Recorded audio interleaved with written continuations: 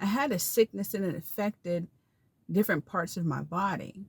And I kept it undercover. I kept it under wraps. I kept it private.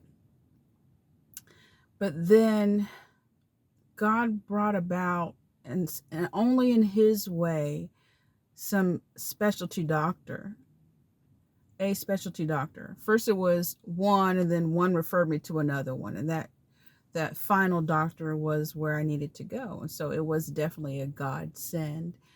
And I remember when we went to the consultation, it was just me and the doctor. So I felt pretty comfortable. So I was like, okay. I was nervous because I never had procedures done or anything like that. And so I was just nervous, and trusting this individual with things that I had hidden for a long time, that God knew what He was doing, and this was His pick to help me with this and overcoming these issues.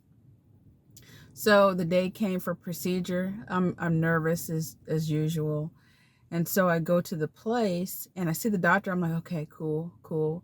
And then she has two assistants. Not only two assistants, one of them she's training. So I'm like, yippee, some extra eyes on things that I don't want everybody to see or anybody to know about.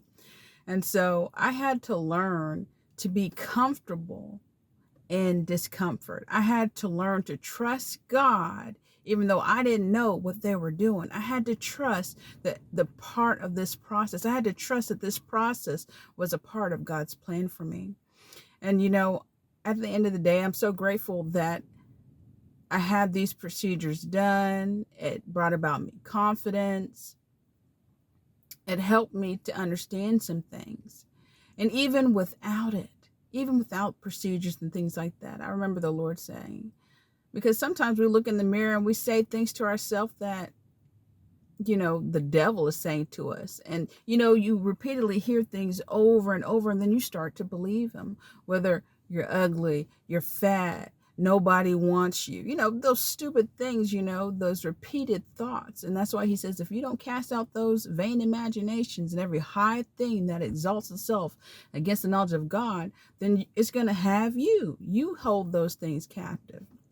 But beyond that, I wanted to say that I remember looking in the mirror one time and saying, Dad, I still see these issues. And He said, so what? So what? Sometimes we have to walk past things that are an issue to us. Sometimes we have to act like we don't see it. Sometimes we got to act like Stevie Wonder.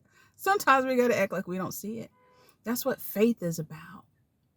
Faith is about seeing the outcome of what God sees, not what your eyes of flesh. Because if you always see with your eyes of flesh, you'll never go anywhere. You'll always stay limited.